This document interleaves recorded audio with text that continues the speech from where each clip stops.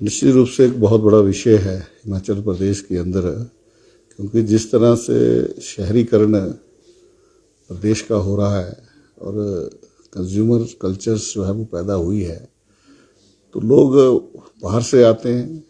यहाँ पर भी बहुत सारे जो हमें रोज़मर्रा में हम अपनी खाने की वस्तुओं का जो प्रयोग करते हैं वो प्लास्टिक के अंदर आ रही है और खा करके उसको सड़क के ऊपर फेंक देते हैं। हमारे यहाँ कोई डिस्पोजल बहुत बड़ी समस्या खड़ी हो गई है। यहाँ कोई बहुत कम डिस्पोजल जो है वो यहाँ पर है, जिसके कारण जो कचरे के ढेर हैं, यहाँ बेसारा गोवंश जाता है, भूख के कारण उसको घास नहीं मिलता, चारा नहीं मिलता, तो वो कुछ ना कुछ कचरे से जो है वो ढूंढता है।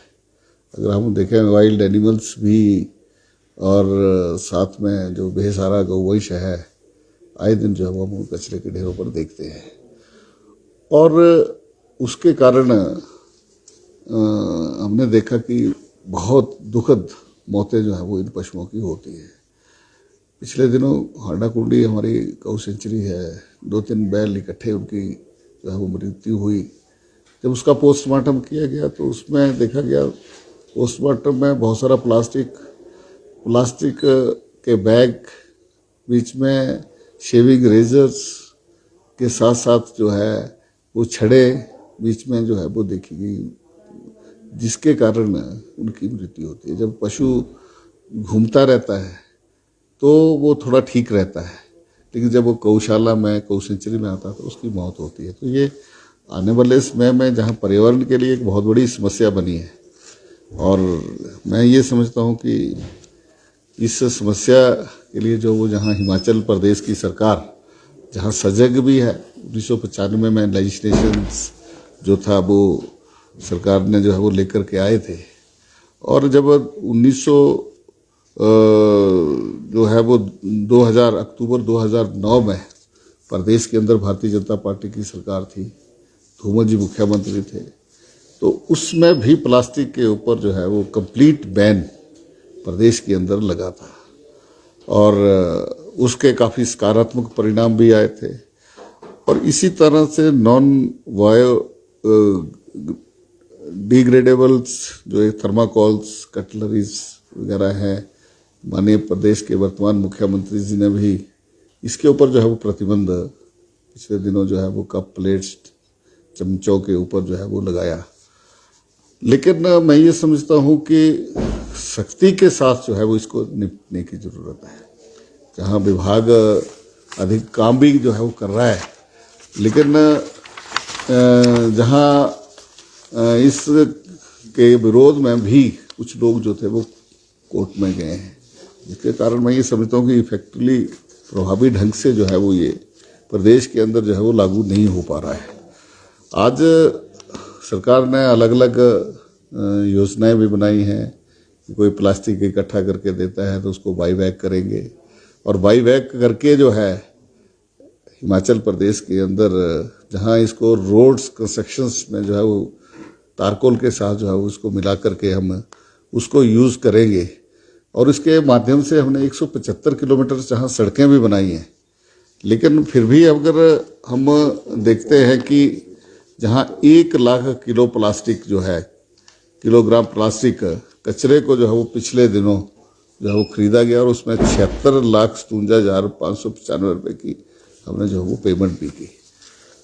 हालांकि सरकार इसमें प्रभावी ढंग से काम भी कर रही है, लेकिन जब तक खाद्य पदार्थों या जो हमारे प्रोडक्ट्स हैं उनके अंदर जो रैपर्स जो आते हैं उसमें जो प्लास्टिक यूज़ होता है, जब तक हम उसको पूरी तरह से प्रतिबंधित नहीं करते हैं तो ये कचरा जो है वो ख़त्म नहीं हो सकता। जहाँ हम रूरल डेवलपमेंट्स विभाग की तरफ से और अर्बन्स विभाग भी जो है वो मिल कर के एक कारगर योजना बनाएंगे, जिसके माध्यम से जहाँ ये कचरे के ढेरों को कम किया जाए, इसकी सेग्रीगेशंस करके जो है वो इसको रीयूज़ जो है वो इस प्लास्टिक का हो, इस तरफ जो है वो सरकार प्रभावी ढंग से वो उठाने होंगे। और प्लास्टिक के जो खाद्य प्रोडक्ट्स हैं, खाने वाले प्रोडक्ट्स हैं, उसको कंप्लीट रूप से जो है वो बैन करना पड़ेगा। तो ये एक बहुत बड़ी समस्या है, जिसका जो है वो सरकार की तरफ से जहाँ प्रयास भी किया जा रहा है और प्रयासों की जो है वो ज़रूरत रहेगी।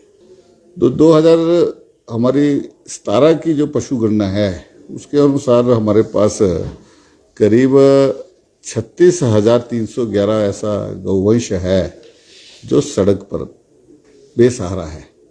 हमने उसमें पहले चरण में जब सरकार बनी थी तो 6,000 ही गौवंश ऐसा था जिसको गौशालाओं में, जो कि एनजीओस के द्वारा, जो गैर सरकारी संस्थाओं के द्वारा चलाई जाती थी, वो ही जो था वो उस गौशाला में था।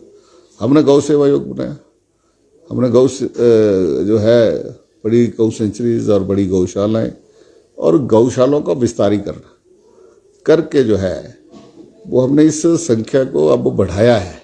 ये संख्या बढ़कर के करीब 19,851 हो गई, यानी कि करीब 20,000 तक जो है वो हम पहुँचे हैं। और अब नई हमारी जो है वो गौ सेंचुरीज जो है वो तैयार हो रही हैं। अभी हाल ही में हमने ऐसी 8 गौ सेंचुरीज बनाई हैं जहाँ पर इन बेसहारा गौवंश को रखा गया है। लेकिन अभी जो नई अपना अप्रैल महीने तक जो है वो बन करके तैयार हो जाएंगी, और उसमें से खब्बल है, कंगैन है, मरू है, कुडन है, मंझीर है, गसोता है, बलसीना है, खजियाँ हैं। कुछ को विस्तारीकरण हो रहा है, कुछ नई बन रही हैं और कुछ बड़ी गौ सेंचुरीज बन रही हैं। जो शेष 4,500-5,000 हजार के करीब जो गौवंश होगा हम उसके बीच में जो है वो लेकर के जाएंगे। और मैं धन्यवाद करता हूँ प्रदेश की सरकार का, माननीय मुख्यमंत्री जी का, कि गौ ग्रास के रूप में जो योजना शुरू की 500 रुपये, अब उसको बढ़ा करके 700 रुपये किया है। उससे निश्चित रूप से काफ़ी लोग जो है वो आगे आ रहे हैं, काफ़ी एनजीओ समाज सेवी जो है वो आगे आ रहे हैं। और जितना समाज आगे आएगा, क्योंकि विशुद्ध रूप से समाज की समस्या है, किसानों की समस्या है। गाय का स्थान किसान का खूंटा होना चाहिए, किसान के खूंटे पर गाय जाना चाहिए, गौशालाओं में नहीं जानी चाहिए। लेकिन धीरे धीरे जो है वो समाज के अंदर जागरूकता भी आ रही है, वो लोग उसको जो है वो इसमें आगे बढ़ रहे हैं। तो मैं ये समझता हूँ कि जब हम प्रदेश की सरकार ने इस बजट में भी 5 और नई ऐसी गौ सेंचुरीज बनाने की बात की है कि जिसमें हम अधिकांश अपने गौवंश को जो है वो उसके बीच में ले जाएंगे। जिसमें हमें जो प्रस्तावित हैं उसमें बीटन है, सुकेती सिरमौर में है, रंगरी मनाली में है और कामधेनु नमोल में है। गौ सेंचुरी एक कांगड़ा में हम बना रहे हैं, ललरी में बना रहे हैं, नगरोटा बगमा में हम बना रहे हैं।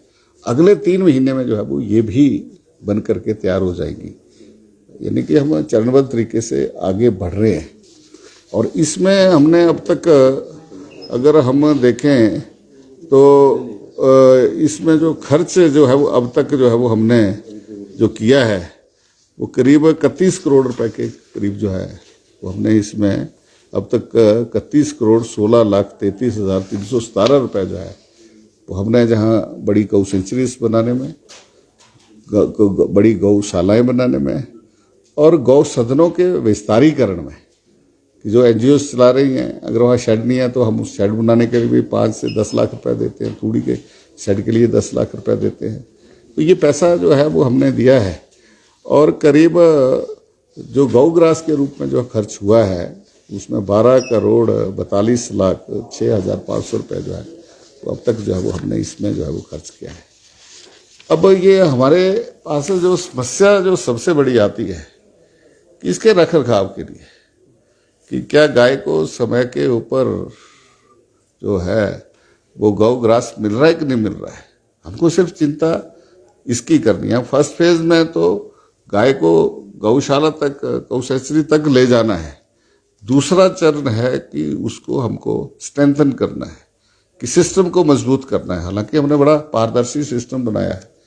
पारदर्शी इस तरीके से है कि डिस्ट्रिक्ट लेवल पर डिप्टी कमिश्नर जो है वो इस गौ सेवा में जो है वो उसके इंचार्ज रहेंगे और डिप्टी डायरेक्टर एनिमल हस्बेंड्री जो है वो मेंबर सेक्रेटरी रहेंगे और सभी डिपार्टमेंट्स जो है वो इसके मेंबर्स रहेंगे जो इस गतिविधि को देखेंगे।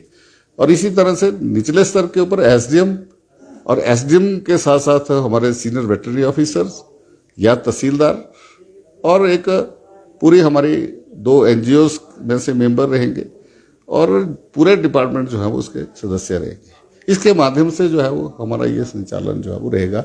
हमने पूरी पारदर्शिता के साथ जो है वो इसको लेकर के आए हैं और साथ में हमने जो है वो 3rd फेज के अंदर जो है कि कैसे ये सस्टेन करे, कैसे ये लंबे समय तक हमें जो है वो सरकार जो है उसको संभालना ना पड़े, समाज इसको संभाले, आत्मनिर्भरता की तरफ बढ़े। हम गौ विज्ञान केंद्र जो है वो इसमें बनाएंगे कि गाय के गोबर का खाद बना करके, पेस्टिसाइड बना करके गौमूत्र के साथ और क्या अन्य प्रोडक्ट्स जो है वो बन सकते हैं। क्या हम अच्छी दुधारू नस्ल की और 20% उसके साथ जोड़ करके कि वो उसके दूध बेच करके जो है वो गौशाला जो है वो आत्मनिर्भरता की तरफ बढ़े। इस तरफ जो है वो हम विशेष जो है वो ध्यान देंगे।